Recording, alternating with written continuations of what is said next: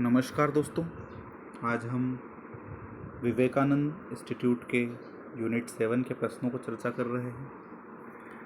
ठीक है, यूनिट 7 के प्रश्नों को चर्चा करने से पहले हम ये समझ लें कि यूनिट 7 बहुत डाइवर्सिफाइड है। इसमें विज्ञान के साथ साथ आपको पर्यावरण भी दिया गया है, विभिन्न प्रकार के संस्थान भी दिए गए हैं और कई सारी प्रदूषण की समस्याएं, जैसे कई सारी चीज़ों को, जो मिसलेनियस जो चीज़ें होती है उसको यूनिट 7 में इन्होंने ऐड कर रखा है। ठीक है, तो अब हम आपको पहला प्रश्न यहाँ पर बताते हैं। ग्रहों के गति का नियम किसने प्रतिपादित किया? तो ग्रहों के गति के 3 नियम थे। आप जानते हैं कि ये गति के नियम केपलर नाम के वैज्ञानिक ने दिए थे। ठीक है, किस वैज्ञानिक ने दिए थे? केपलर नामक वैज्ञानिक ने ग्रहों के गति के नियम दिए थे। ठीक है, निम्नलिखित में से सबसे अधिक विशिष्ट ऊष्मा किसकी होती है? तो विशिष्ट ऊष्मा के लिए कौन जाना जाता है? तो जल अपनी सबसे अधिक विशिष्ट ऊष्मा के लिए जाना जाता है। इसकी सबसे अधिक विशिष्ट ऊष्मा क्यों होती है? क्योंकि इसमें H2O के जो अणु होते हैं, हाइड्रोजन के 2 अणु और ऑक्सीजन के जो 2 अणु होते हैं, इनकी संरचना इस तरह से होती है कि ये अपने आप में एक विशिष्ट प्रकार की ऊष्मा को प्रदर्शित करते हैं। ठीक है, इसमें हाइड्रोजन बंध बहुत मजबूत होता है। प्रकाश की चाल सबसे पहले किसने ज्ञात की थी? तो प्रकाश की चाल ज्ञात करने के लिए रोमर नाम के वैज्ञानिक बहुत प्रसिद्ध है। ठीक है, निर्वात में प्रकाश की चाल आप जानते हैं 3 लाख मीटर प्रति सेकेंड होती है। ठीक है, तो प्रकाश की चाल रोमर नाम के वैज्ञानिक ने प्रस्तुत की थी। आप इसको कैसे याद रखेंगे? तो जो र्यूमर्स होते हैं, जो अफवाहें होती है, वो बहुत तेज़ी से चलती है, बहुत तेज़ी से फैलती है। तो प्रकाश की चाल भी बहुत तेज होती है। ठीक है, 3 लाख मीटर प्रति सेकंड होती है। तो र्यूमर जो है वह प्रकाश की चाल के समान होता है। ठीक है, तारों व सूर्य की ऊर्जा का स्रोत क्या है? तो तारों और जो सूर्य है, इसकी ऊर्जा का स्रोत नाभिकीय संलयन होता है। ठीक है, सूर्य में नाभिकीय ऊर्जा का स्रोत जो होता है, आप जानते हैं, नाभिकीय संलयन होता है। इसमें 2-3 हाइड्रोजन मिलकर के एक हीलियम बनाते हैं। ठीक है, तो 75% इसमें हाइड्रोजन और 25% हीलियम होती है। ठीक है, वस्तु की चाल आधी कर दी जाए तो गतिज ऊर्जा पर क्या प्रभाव पड़ेगा? किसी वस्तु की चाल आधी कर देने पर उसकी गतिज ऊर्जा पर क्या प्रभाव पड़ेगा? तो यह 1/4 रह जाती है, क्योंकि आप जानते हैं कि जो गतिज ऊर्जा होती है उसका फॉर्मूला होता है 12mv²। ठीक है, तो वेग जो होता है, चाल वेग बराबर दूरी बटे समय होता है, विस्थापन बटे समय होता है। ठीक है, तो आप इस फार्मूले में जब आप चाल को आधी रख करके रखेंगे तो आप पाएंगे कि उसकी जो गतिज ऊर्जा है वह 1/4 रह जाएगी। ठीक है, कोई भी आप एक न्यूमेरिकल करके भी देख लीजिएगा। ठीक है, भारत में बाघ का सबसे बड़ा आवास कहाँ है? तो भारत में बाघ का सबसे बड़े आवास की अगर हम बात करें तो यह मध्य प्रदेश में है, क्योंकि मध्य प्रदेश एक ऐसा स्टेट है जहाँ पर सबसे अधिक बाघ निवास करते हैं। ठीक है, क्योंकि इसको टाइगर स्टेट भी इसीलिए कहा जाता है। नई टाइगर सेंसस में भी एमपी हमेशा से फर्स्ट पर रहा है, इस बार भी फर्स्ट पर है। एक अश्वशक्ति में कितने वाट होते हैं? ये तो आप बचपन से पढ़ते आ रहे हैं, 746 वाट होते हैं।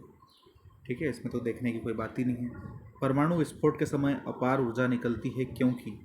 ठीक है, परमाणु विस्फोट के समय अपार ऊर्जा क्यों निकलती है? क्योंकि द्रव्यमान जो है वह ऊर्जा में परिवर्तित हो जाता है। जल का घनत्व अधिकतम होता है।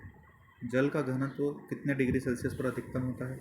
तो ये 4 डिग्री सेल्सियस पर जल का घनत्व अधिकतम होता है। आप जानते हैं कि 0 से 4 डिग्री सेल्सियस तक जब जाते हैं, जल को गर्म किया जाता है तो इसका घनत्व अधिकतम होता है, लेकिन जब 4 डिग्री सेल्सियस से अधिक पर गर्म करते हैं तो इसका घनत्व फिर कम होने लगता है। ठीक है, तो जल का अधिकतम घनत्व 4 डिग्री सेल्सियस पर। प्रश्न संख्या 10, कपूर के छोटे छोटे टुकड़े जल की सतह पर नाचते हैं। क्यों नाचते हैं भाई? कपूर के छोटे छोटे टुकड़े जल की सतह पर तैरते हैं, आप शब्द यूज़ कर सकते हैं। तो पृष्ठ तनाव की वजह से कपूर के छोटे छोटे टुकड़े जो होते हैं वह जल की सतह पर तैर रहे होते हैं।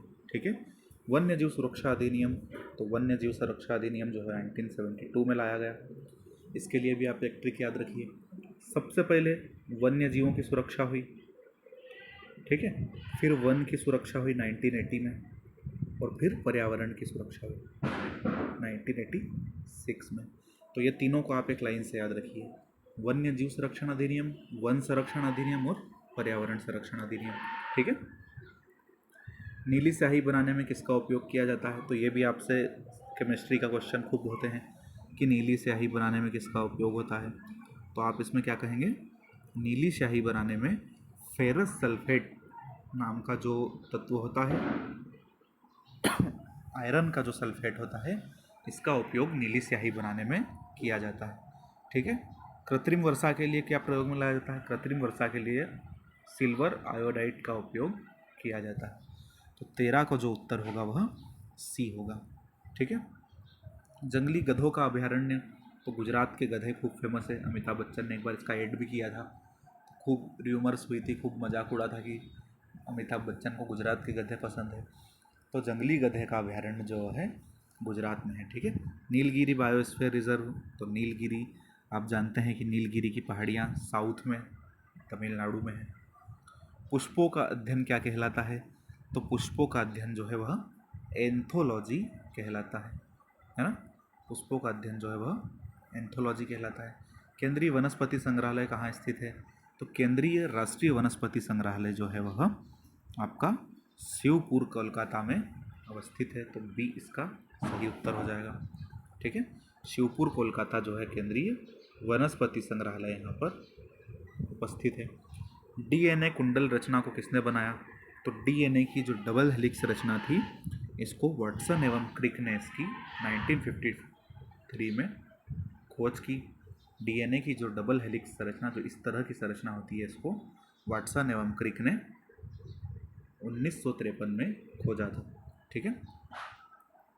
अगला प्रश्न 20वां प्रश्न आपके सामने। 19वां प्रश्न, हरगोविंद खुराना को किसकी खोज के लिए नोबेल पुरस्कार मिला था? तो हरगोविंद खुराना एक भारतीय वैज्ञानिक थे। इनको आनुवंशिक कोड के लिए जो है नोबेल प्राइज़ 1968 में दिया गया था। भारत का 18वां जैवमंडल आरक्षित क्षेत्र कहाँ स्थित है? तो यह जिस समय प्रश्न बनाया गया था उस समय 18वां जो जैव बायोस्फीयर रिजर्व था वह करंट का क्वेश्चन था। तो यह आपसे उस समय प्रश्न पूछा गया था। अब आप याद रखिए कि अभी भारत में कितने बायोस्फीयर रिजर्व हैं, और सर्च कीजिए कि सबसे नया बायोस्फीयर रिजर्व किसको बनाया गया। ठीक है। तो इसका जो उत्तर है 18वां जो जैवमंडल आरक्षित क्षेत्र था वह पन्ना मध्य प्रदेश था। ठीक है। अब अगला प्रश्न, शुद्ध रक्त, अशुद्ध रक्त, रक्त की कमी और रक्त का थक्का बनना। ठीक है। तो आप जानते हैं कि जो शुद्ध रक्त होता है वह आपका कहाँ पर बहता है? धमनी में बहता है। अशुद्ध रक्त शिरा में बहता है, और रक्त की कमी से एनीमिया होता है, और रक्त का थक्का बनाने के लिए फाइब्रिनोजन नाम का जो हार्मोन होता है यह उत्तरदायी होता है। ठीक है। तो शुद्ध रक्त धमनी में बहता है, अशुद्ध रक्त शिराओं में बहता है, रक्त की कमी को एनीमिया कहा जाता है, और रक्त का थक्का बनना फाइब्रिनोजन की वजह से होता है। तो 1, 2, 3, 4 इसका सही उत्तर होगा। वायरस की खोज इवान विस्की ने की, आप जानते हैं।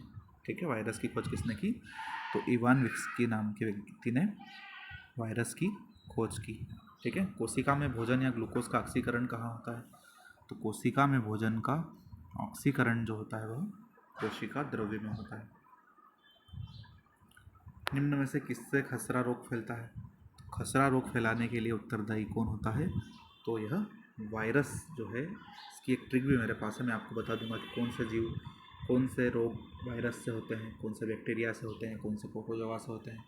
तो ये भी आपसे कहीं ना कहीं मानव में होने वाले संक्रामक रोग अपेक्षित होते हैं। तो इसका सही उत्तर होगा वायरस।